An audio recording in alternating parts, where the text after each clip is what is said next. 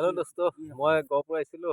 গহপুৰ গলচেপা বুলি কয়, তাত আহিলোঁ। তাত চচুৰবুৰা, তাৰ পৰা চচুৰবুৰা খুৰখালীৰ লগত মই অলপ খেতি কৰা পামত ফুৰিবলৈ আহিলোঁ। চাপৰি অঞ্চল ফুৰিবলৈ আহিলোঁ। ইয়াতে মই দুজন লগৰীয়া লগ পালোঁ। এয়া লোকেল মাছ ধৰি থৈ দিছে, এইবিলাক কাৱৈ গৰৈ, একদম মানে বিৰাট তৃপ্তি মাছ আৰু এইটো কোনো ভেজাল নাই, ঔষধৰ নাই। আৰু সেয়া এজন লগৰীয়া, ইফালে আছে এইজন লগৰীয়া। এওঁলোকে চাহ বনাইছে, পাম বনাই আছে, বড়ো খেতি কৰিছে। সিফালে এইটো বড়ো খেতি আছে, চাৰু কিনাৰে বড়ো খেতি। আৰু খাল বামবিলাক আছে যে, তাতে মাছ ধৰিছে, লোকেল মাছ। ইফালে সৰিয়হ তুলি আছে, ইফালে বড়ো ধানৰ কাৰণে মাটি ওলাই থৈছে।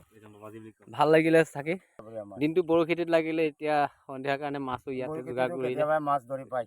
এয়া চাওকচোন দাদা, আপোনাৰ নামটো কি?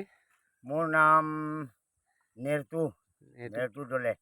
কি মানুহ আপোনালোক? মিচিং মানুহ। বাৰু একদম ধুনীয়া লগ পালোঁ, থেংক ইউ। আৰু এজন লগ পালোঁ, এজন লগৰীয়া। আপোনাৰ নামটো এবাৰ কওকচোন। মিচিং মানুহ ন? আৰু এইজন মোৰ খুৰখালী অজিত দাস, মোৰ ললিত দাস, জানেই আৰু।